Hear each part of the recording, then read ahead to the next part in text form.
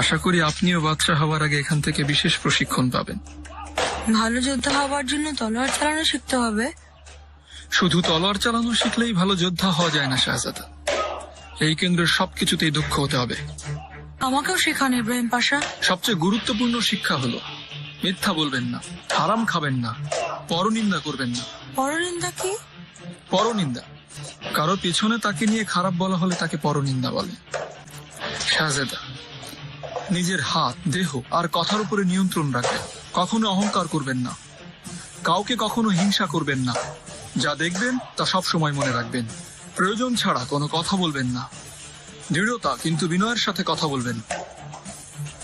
আপনার চেয়ে বয়সে যারা ছোট তাদেরকে স্নেহ আর বড়দেরকে সম্মান করবেন। এটা তো অনেক কঠিন।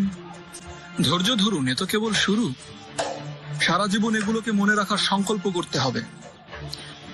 শাহজাদা, এই প্রশিক্ষণে উত্তীর্ণ হওয়া খুব সহজ কথা নয়, অনেক কঠিন আর পরিশ্রমের কাজ এটা।